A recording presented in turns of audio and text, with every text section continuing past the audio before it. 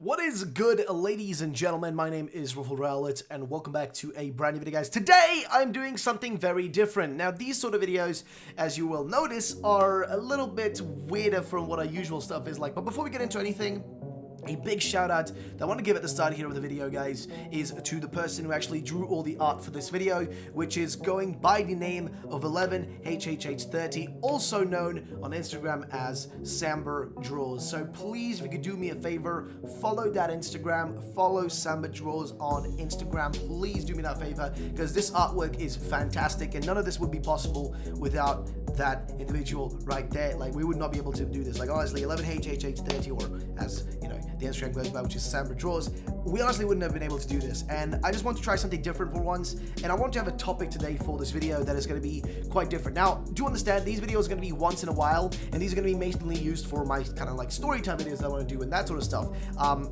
They won't be used for all my kind of like videos, because we're going to keep doing our face cam stuff and our weird like Mario sketches and all that stuff. But I just want to try something different for once, see what you guys think about it and that sort of stuff. So, ladies and gentlemen, what is today's topic? Well, today's topic is will or maybe might Pokemon Sword and Shield be fantastic games? Now, what do I mean by these words? Well, I've honestly been seeing this kind of like weird, kind of strange feeling lately about Sword and Shield, where you still see people complaining about the games, but you also see a lot of people that are, just very, very adamant with these games being the most fantastic things in the world, right? Like, very much accepting of whatever flaws exist within these games, and just kind of going with the assumption that these are going to be fantastic games no matter what, right? And honestly, I want to talk about today, not the negative side of things, but rather the positive side of these things, and what's like positive about these games, because they are doing a lot of things that are different and a lot of change that I think is going to benefit us as Pokemon players. So I thought, as a way to kind of like, get the hype going again, and also I'll be live streaming later tonight after this video goes up, but as a way to get the hype going up again, I thought we'd do something different, which is talk about all the positive things about Sword and Shield. So I thought we'd get started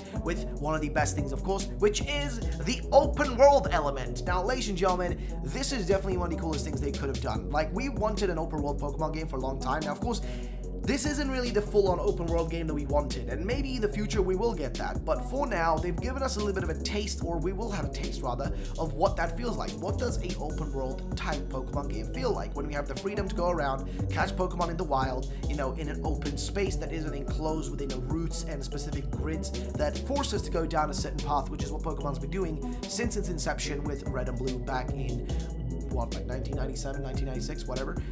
My point is, like, basically, we're finally going over to this kind of like, this shift now where things are changing. Now, of course, the biggest issue with these games, of course, to most people is the fact that there is going to be, no national decks. There's not going to be any, not all the Pokemon will be in the game, which is the biggest issue, right? But again, I want to look at this from like, what has been kind of added to make up for that. Well, there was the whole thing about the gyms and, the big 18 gyms thing that was, not true. We're only going to be getting 8 gyms, which is totally fine, but we're returning to gyms, and gyms are getting a little bit of a revamp, as we have seen, which is looking interesting. They're definitely like basing it around kind of the concept of like how, sports within the UK, like football and stuff, and how big it is in the stadiums and all that stuff. So they're taking a lot of inspiration from real life things there. But also, on top of that, what else is there really to say about the gyms? Well, they look to be interesting. We still get to keep our little challenges before we take the gyms on, which have returned, which is always a good thing, I will say. Nothing really bad about that, if I'm going to be frankly honest.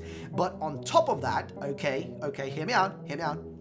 On top of that, we also have these interesting small features that people just don't think about, which is, for example, we're able to autosave now if we want to. Now, autosave is something that I think is actually good to have in these games in some sense, but also the best part about this is we actually can turn it off, right? That's the best part, in my opinion. We can actually turn off the autosave. So it isn't something they're forcing on us, which, as you know, often there is things they force on us, and there is one thing they're forcing on us in these games, and that's going to be most likely the EXP share. It's no longer an item, so XP share is no longer something that you can, just turn on, off, or use whenever you feel like. Now it's going to be automatically within the game. Hopefully, though, and as they've explained, they are going to balance it out so you're not like just, easily leveling up all your Pokemon like just the snap of a finger. Of course, there could be problems. EXP share does make the game generally easier, which Pokemon already is a somewhat easy game, so making it even easier is a little bit of a problem. But then also comes in the concept of grinding, right? Like grinding for levels and that sort of stuff, which a lot of people, of course, start questioning.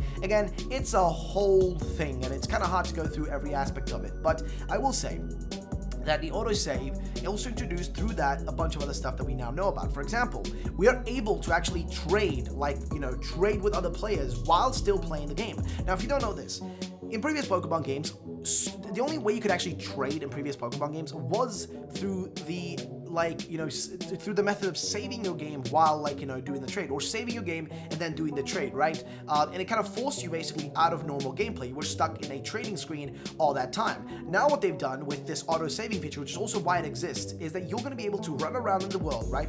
Explore things, do battles, all that sort of stuff, like go around in the world and do things while the trade that you're doing is happening at the same time. This, in my opinion, is amazing. This is one of the best things they could have done. Like, this is definitely the side that people don't talk about. This is one of those things that really should be more mentioned and brought up more in discussions. This is a cool feature. This is actually a cool feature.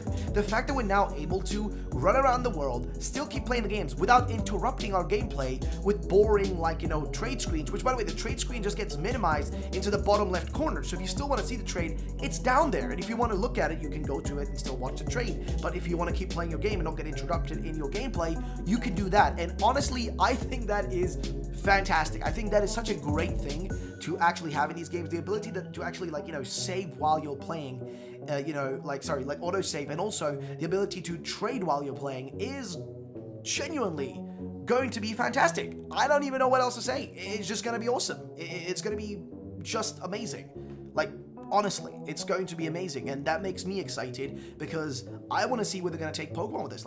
Honestly, if they take this direction now, where they make everything seem more seamless and stuff, they could make it so that, it's even more seamless when you're playing, and, things don't take a million years to load and that sort of stuff, and, saving isn't, this slow process, which I guess is not going to be anymore. You're still going to have, the whole, saving progress screen. You can still do that, but with autosave, it's instant, so that's not a problem, which, I guess would also make me assume that all the other save aspects will also be quicker.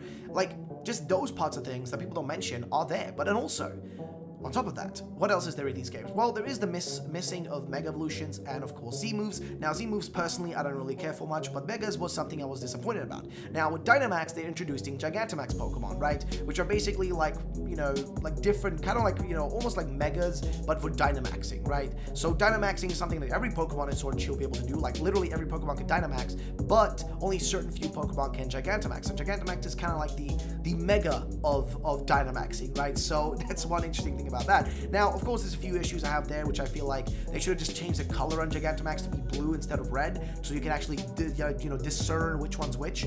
But it is what it is. Not really much we can do about that. But there is that feature, right? It's there. It adds more uniqueness to those. And also then there is, again, back to the open world. There is in the open world raids. Now, raids are something I think is really cool. It's this great kind of thing where we can essentially group up together with other players. It's something we wanted to do for a long time, right? To take down these big boss Pokemon almost, right? That to me sounds freaking fantastic because it reminds me of features I've seen in other games. I am an avid MMO player. I've played through a lot of MMOs, everything from World of Warcraft to, I don't know, WildStar, which doesn't exist anymore, okay? Just try to point out a few things there. But my point is, I've gone through a bunch of MMOs, and what's really cool about MMOs is if you're doing PvE content, which is Pokemon, 90% of the time Pokemon is PvE, which is you're playing against the environment, right? Against NPCs and that sort of stuff.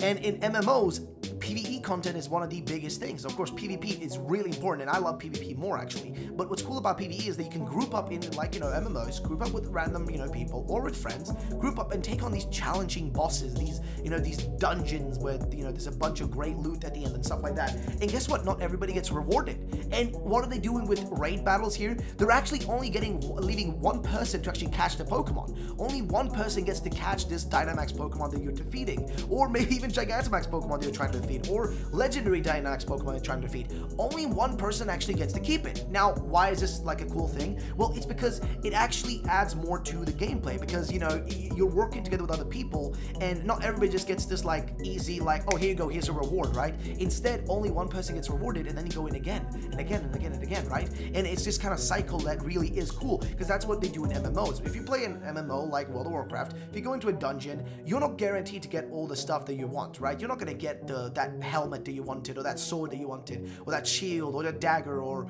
that, like, you know, staff that you wanted. You're not going to get all that stuff, no, because that's going to be split between, you know, your group of 5 players that are with you. In this, of course, in, you know, Sword and Shield, we're going to be able to do 4-man raids, and one person's going to be able to catch the Pokemon, which I think is great. I think it adds way more tension. It's going to make the whole situation a lot more interesting. So that's, again, another aspect I think is really freaking cool. And if they do timed events for Dynamaxing, like, you know, timed events at certain times, like, that would be sick as well. But let's not also forget another cool thing that these games are introducing now, which we haven't seen in a while now, which is regional evolutions, ladies and gentlemen. Now, regional evolutions, technically speaking, do kind of exist already, but, like, not really regional evolutions, but rather just, like, evolutions that happen, you know, in a further generation. So, for example, if we have, like, you know, Electivire or something like that, or, you know, just a Pokemon that eventually, or Magmar or something, right? And then it gets an evolution in a future generation, right? Like, that sort of stuff we haven't seen since, I guess, like, Gen 4, I would assume. Like, I think it was since then. I could be wrong about that one. I actually don't know. But my point is, we haven't seen those in a while, and it's cool to see them actually return now.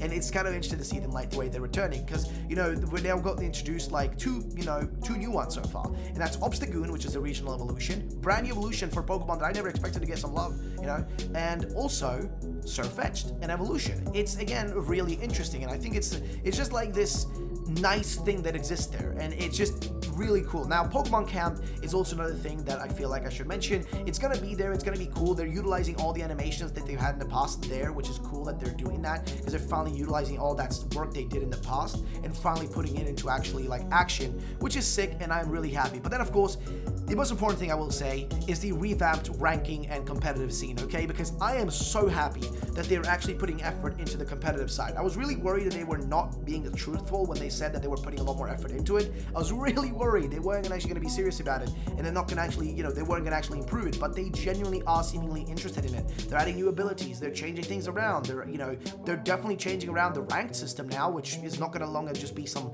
random numbers, but now it's actually going to be like different ranks, you know, like Pokeball rank, Ultra Ball rank, Quick Ball rank, whatever, Master Ball rank. You know, that stuff is really freaking cool. Like, that is genuinely super freaking cool, and it gets me really excited for the future of these games and for when they come out. So, ladies and gentlemen, that's going to be the end of the video. Now you guys are watching me here on the camera. Yes, sir, here I am. What's good, ladies and gentlemen? I just want to say a big thank you guys for watching this. Again, a big thank you to 11HHH30 for making the artworks. Thank you so much. Also, guys, I do hope you like this kind of different style of video. I was trying something different here, see what you guys think about it. Let me know in the comment section down below your thoughts and opinions. And yeah, thanks so much for watching. I'm Alex. Have a great day, and bye-bye, ladies and gentlemen.